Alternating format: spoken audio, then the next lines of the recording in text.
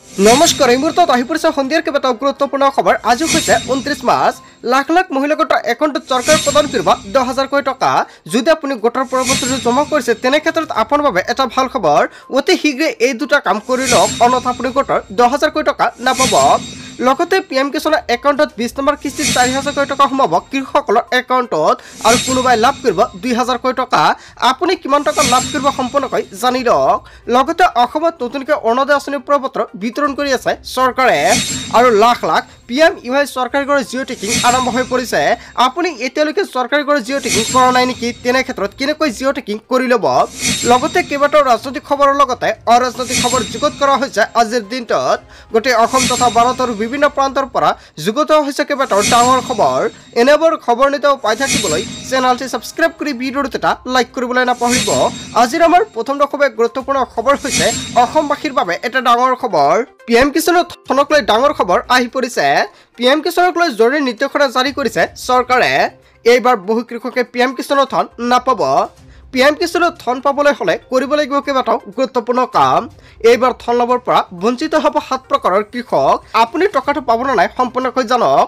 কোন কোন কৃষকে লাভ নকৰিব PM কিষাণ সন্মানিধিৰ ধনৰাশি। এটা পৰিয়ালৰ এজন ব্যক্তিয়ে পাব PM কিষাণ আঁচনিৰ সুবিধা। যদি এটা ঘৰৰ পৰা 2জন বা 3জন ব্যক্তিয়ে আবেদন কৰিছে তেনে ক্ষেত্ৰত বাকী থকা কেইজনমানৰ নাম কৰ্তন কৰা হ'ব। PM কিষাণৰ ধন পাবলৈ হ'লে নিজৰ খেতি মাটি থাকিব লাগিব। আনৰ মাটিত খেতি কৰা লোকসকলে নাপাব PM কিষাণ আঁচনিৰ সুবিধা। চৰকাৰে ইয়াক লৈ বাছনি প্ৰক্ৰিয়া আৰম্ভ কৰিছে। যদি আপুনি PM কিষাণৰ এজন হিতাধিকাৰী তেনে ক্ষেত্ৰত আপোনাৰ বাবে এটা বেয়া খবৰ আহি পৰিছে, কিয়নো আপুনি এইবাৰ PM কিষাণৰ 20 নম্বৰ কিস্তি টকা নাপাব পাৰে। লগতে কোনবোৰ কৃষকৰ একাউণ্টত চৰকাৰে 4,000 টকা প্ৰদান কৰিব সবিশেষ জনাই দিম। PM কিষাণৰ ধন লাভ কৰিবলৈ হ'লে EKYC কৰাটো বাধ্যতামূলক। EKYC আৰু ভূমি পৰীক্ষণ নকৰাসকলে নাপাব PM কিষাণৰ টকা। চৰকাৰী চাকৰিয়াল পৰিয়ালে নাপাব PM কিষাণ আঁচনিৰ সুবিধা। PM কিষাণৰ ধনক লৈ কেইবাটাও গুৰুত্বপূৰ্ণ নিৰ্দেশনা জাৰি কৰিছে চৰকাৰে। যদি আপুনি PM কিষাণৰ 19 নম্বৰ কিস্তিটো পোৱা নাই তেনে ক্ষেত্ৰত আপোনাৰ বেংক একাউণ্টত চৰকাৰে 20 নম্বৰ কিস্তিৰ লগতে 4,000 টকা প্ৰদান কৰিব। তাৰ আগতে আপোনাৰ EKYC কৰিব লাগিব। আপোনাৰ মোবাইল ফোনৰ জৰিয়তে আপুনি EKYC কৰিব পাৰিব, আৰু আপোনাৰ আধাৰ কাৰ্ড আৰু আধাৰ কাৰ্ডৰ লগত মোবাইল নম্বৰ লিংক থাকিলে আপুনি কৰিব পাৰিব। লগতে বন্ধু বান্ধৱীসকল, যদি আপুনি এতিয়ালৈকে লেণ্ড ছেটিঙৰ কামটো কৰা নাই তেনে ক্ষেত্ৰত এতিয়া আপুনি কৃষি বিভাগত গৈ নতুনকৈ লেণ্ড ছেটিঙৰ কাম কৰি লৈ লওক। আৰু যদি আপোনাৰ বেংক একাউণ্টৰ লগত আপুনি আধাৰ কাৰ্ডটো লিংক কৰা নাই তেনে ক্ষেত্ৰত এতিয়া আপুনি বেংকত গৈ লিংক কৰি লৈ লওক, অন্যথা PM কিষাণ আঁচনিৰ পৰা বঞ্চিত হ'ব। আৰু যিসকল কৃষকে 19 নম্বৰ কিস্তিৰ টকা পোৱা নাই 20 নম্বৰ কিস্তিৰ লগতে এইকেইটা কাম কৰিলে 4,000 টকা লাভ কৰিব। যিসকল কৃষকে 19 নম্বৰ কিস্তিটো লাভ কৰিছে 20 নম্বৰ কিস্তি লাভ কৰিব 2,000 টকা। লগতে 20 নম্বৰ কিস্তি টকা কেতিয়াও সোমাব লাখ লাখ কৃষকৰ একাউণ্টত। এতিয়ালৈকে চৰকাৰে আপডেটটো প্ৰকাশ কৰা নাই। যেতিয়া আপডেটটো প্ৰকাশ কৰিব নিশ্চয় এইটো চেনেলৰ জৰিয়তে পাই যাব। তাৰ বাবে আগতীয়াকৈ চেনেলটি ছাবস্ক্ৰাইব কৰি ৰাখিব। তাৰপিছত অসমবাসীৰ ৰাজুতনা সময়ৰ পৰৱৰ্তী খুবেই গুৰুত্বপূৰ্ণ খবৰ, লগতে ডাঙৰ খবৰ। লাখ লাখ ৰেচন কাৰ্ডৰ হিতাধিকাৰীৰ বাবে ডাঙৰ খবৰ আহি পৰিছে। এতিয়াও কৰা নাই নেকি আপুনি KYC পৰীক্ষণ? EKYC পৰীক্ষণ নকৰাসকলৰ বাবে চৰকাৰে দিছে সোণোৱালী সুযোগ। ৰেচন কাৰ্ডৰ হিতাধিকাৰীৰ বাবে বাধ্যতামূলক EKYC পৰীক্ষণ। EKYC পৰীক্ষণ নকৰিলে বিপদত পৰিব পাৰে বহু হিতাধিকাৰী। EKYC পৰীক্ষণ নকৰাসকলৰ বাবে বৃদ্ধি কৰিছে পৰীক্ষণৰ সময়সীমা। শীঘ্ৰে আপুনি সম্পূৰ্ণ কৰক EKYC পৰীক্ষণ। খাদ্য ৰাজহুৱা বিতৰণ আৰু গ্ৰাহক পৰিক্ৰমা বিভাগৰ বিশেষ জাননী জাৰি। বহু লোকে এতিয়া EKYC পৰীক্ষণ নকৰাৰ বাবে বৃদ্ধি কৰিছে অন্তিম সময়সীমা। যদি আপুনি এতিয়ালৈকে EKYC কৰা নাই অতি শীঘ্ৰে EKYC কৰি লৈ লওক। যদি আপুনি নতুনকৈ ৰেচন কাৰ্ডৰ বাবে আবেদন কৰিছে আৰু যদি আপোনাৰ ৰেচন কাৰ্ডত নামটো আহিছে, যদি আপুনি EKYC কৰা নাই অতি শীঘ্ৰে ৰেচন কাৰ্ডত EKYC কৰক। আৰু EKYC কৰাৰ কাৰণে আপুনি ৰেচনৰ দোকানত গৈ কৰিব পাৰিব। যদি আপুনি নকৰে তেনে ক্ষেত্ৰত ৰেচনৰ চাউলৰ পৰা আপুনি বঞ্চিত হ'ব। তাৰপিছত অসমবাসী ৰাজুতনা সময়ৰ পৰৱৰ্তী খুবেই গুৰুত্বপূৰ্ণ খবৰ, লগতে ডাঙৰ খবৰ। পূৰ্বে যদি বিল আহিছিল 100 টকা এতিয়া আহিব 15 টকা। 85% হেৰা পাব বিদ্যুতৰ বিল। বিনামূলীয়া বিদ্যুতক লৈ অসমৰ মুখ্যমন্ত্ৰী ডক্টৰ হিমন্ত বিশ্ব শৰ্মাৰ বৃহৎ ঘোষণা। প্ৰধানমন্ত্ৰী সূৰ্যঘৰ বিজুলী যোজনাৰ অধীনত লাভ কৰিব বিনামূলীয়াকৈ বিদ্যুৎ। প্ৰতিটো ঘৰৰ ছাদত লগা হ'ব ছলাৰ পেনেল। ছলাৰ পেনেল লগাবলৈ চৰকাৰে দিব 1,30,000 টকাৰ ৰাজসাহায্য, যাৰ জৰিয়তে উৎপাদন কৰিব পাৰিব বিদ্যুৎ। ইতিমধ্যে 2 লাখ লোকে বিনামূলীয়াকৈ বিদ্যুতৰ বাবে কৰিছে আবেদন। এই ছলাৰ পেনেল লগাৰ পিছতে ৰাহি হ'ব 85% বিদ্যুতৰ বিল। পূৰ্বে যদি বিল আহিছিল 100 টকা এতিয়া আহিব 15 টকা। সো বন্ধু বান্ধৱীসকল, আপুনি কেনেকৈ আবেদন কৰিব যদি নাজানে নিশ্চয় কমেণ্ট বক্সত জনাই দিব, নেক্সট ভিডিঅ'ত জনাই দিম।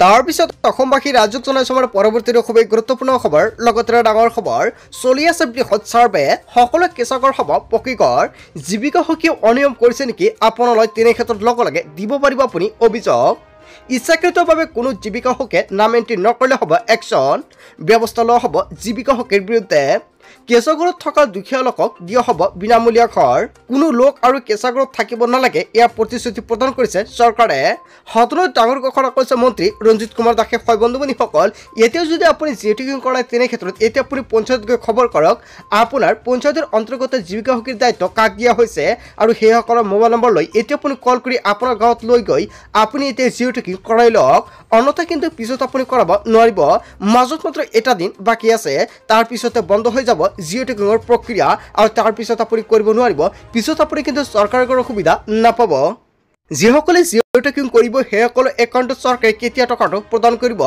অক্টোবৰ ভিতৰত পাব আপুনি লাখ লাখ চৰকাৰী ঘৰ টকা হয় বন্ধুসকল অক্টোবৰৰ ভিতৰত ঘৰ পাব লাখ লাখ লোকে আপুনি নিজে কৰি ল'ব পাৰিব জিঅ'টিকিং আৰু ইতিমধ্যে ঘৰে ঘৰে গৈছে জীৱিকা সখীয়ে হয় বন্ধুসকল এখন ফৰ্ম ফিল আপ কৰি আপুনি জিঅ'টিকিং কৰিব পাৰিব যদি জিঅ'টিকিং কৰাৰ সময়ত কিবা অসুবিধা হয় নিশ্চয় কমেণ্ট বক্সত জনাব আপোনালোকক সহায় কৰা হ'ব তাৰ পিছত অসমবাসী ৰাজ্যক জনাইছো আমাৰ পৰৱৰ্তী খুবেই গুৰুত্বপূৰ্ণ খবৰ লগতে ডাঙৰ খবৰ ৰাজ্যৰ আত্মসহায়ক মহিলালৈ ভাল খবৰ সাজু হল আত্মসহায়ক মহিলাৰ তালিকা ৰাজ্যৰ লাখ লাখ মহিলালৈ আহি গ'ল ডাঙৰ খবৰ প্ৰকাশ পালে 126টা সমষ্টিৰ আত্মসহায়ক মহিলাৰ তালিকা আৰু এই তালিকাত চাওক আপোনাৰ নামটো আছে নে নাই মুখ্যমন্ত্ৰী ঘোষণাৰ পিছতে মহিলাসকলে লাভ কৰিব ধনৰাশি তালিকাত আপোনাৰ গোটৰ নাম আছে নে নাই যদি আছে শীঘ্ৰে কৰক পৰীক্ষা একেবাৰত লাখ লাখ মহিলাৰ একাউণ্টত সোমাব 10,000 কোটি টকা চৰকাৰে প্ৰকাশ কৰিলে ৰাজ্যৰ লাখপতি বাইদেউৰ তালিকাত নাম থকা আত্মসহায়ক লাভ কৰিব 1 লাখ কোটি টকা মুখ্যমন্ত্ৰী মহিলা উদ্যমিতা অভিযান আঁচনি অধীনত লাভ কৰিব এই ধনৰাশি প্ৰতিগৰাকী মহিলাই লাভ কৰিব 10,000 কোটি টকা হাজাৰ হাজাৰ মহিলা আবেদন বাতিল কৰিছে চৰকাৰে হয় বন্ধুবান্ধৱীসকল যদি আপুনি আত্মসহায়কৰ প্ৰপত্ৰ জমা কৰিছে তেনে ক্ষেত্ৰত আপোনাৰ নামটো কটন কৰা হ'ব পাৰে আৰু এতিয়া তালিকাত চাই লওক আপোনাৰ নাম আপুনি এতিয়া মোবাইল ফোনৰ জৰিয়তে তালিকাটো চাব নোৱাৰিব যদি তালিকাটো চেক কৰিবলৈ যায় তেনে ক্ষেত্ৰত আপুনি 1 তাৰিখত চেক কৰিব পাৰিব অথবা আপুনি 31 মাৰ্চত চেক কৰিব পাৰিব কিয়নো 31 মাৰ্চত চৰকাৰে মোবাইল যোগে ঘোষণা কৰিব এই তালিকা আৰু মোবাইল ফোনতে আপুনি চেক কৰিব পাৰিব আপোনাৰ তালিকাত নামটো আছে নে নাই যদি তালিকাত নামটো থাকে তেনে ক্ষেত্ৰত একেবাৰত আপোনাৰ একাউণ্টত হুবাহু সোমাই যাব 10,000 কোটি টকা তাৰ পিছত অসমবাসী ৰাজ্যক জনাইছো আমাৰ পৰৱৰ্তী খুবেই গুৰুত্বপূৰ্ণ খবৰ লগতে ডাঙৰ খবৰ পঞ্চায়ত নিৰ্বাচনক লৈ অনিশ্চয়তা মুখ্যমন্ত্ৰী দিলে ডাঙৰ খবৰ পৰীক্ষাই আউল লগাইছে পঞ্চায়ত নিৰ্বাচনত এনেকুৱাকৈ অসমৰ মুখ্যমন্ত্ৰী ডক্টৰ হিমন্ত বিশ্ব শৰ্মাই কেইবাটাও ডাঙৰ মন্তব্য কৰিছে এইবাৰ আমি পাতিব নোৱাৰিব পাৰোঁ পঞ্চায়ত ইলেকশ্যন